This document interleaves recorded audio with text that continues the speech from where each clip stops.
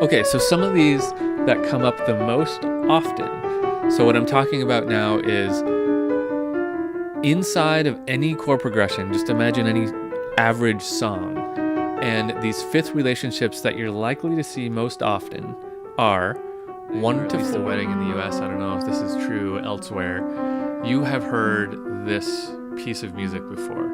It has a very nice chord progression and it's great for us to analyze. So let's listen to this arrangement that I just downloaded from MuseScore. It's fairly short. And then let's look at the piece and do a quick analysis of it. Here we go. All right, what do we have here? D, C, G. Now that's a tricky one because that does not make a third in any possible way. C, E, G would, but D, Bach Cello Suite No. 1 Prelude. Now, a little tiny bit of background about this piece. Okay, here we are. Holy smokes, you guys. We are in part 9.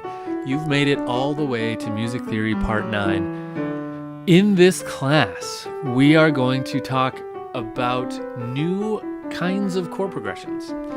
That would be, we're going to look at chord progressions that are relationships of fifths, of thirds, and a couple others, seconds, for example. And what that means is that we're going to start trying to notice patterns in chord progressions as they come.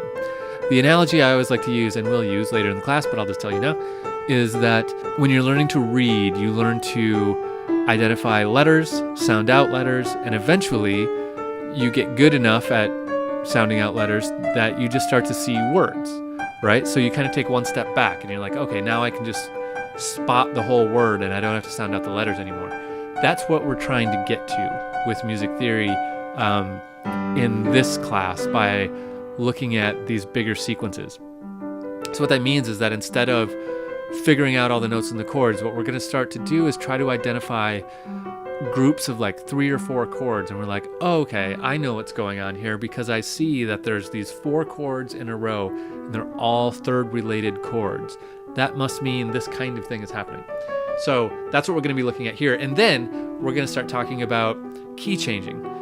Changing keys by something called tonicization, something called secondary dominance, and we're going to do a big analysis of some Bach music cello suite No. 1. So I hope you decided to take the class. I hope you enroll, and I had a great time making this class. It was tons of fun, just like all of these music theory classes are. I'm going to keep making them as long as people keep taking them. So please sign up, and we'll see you on the inside.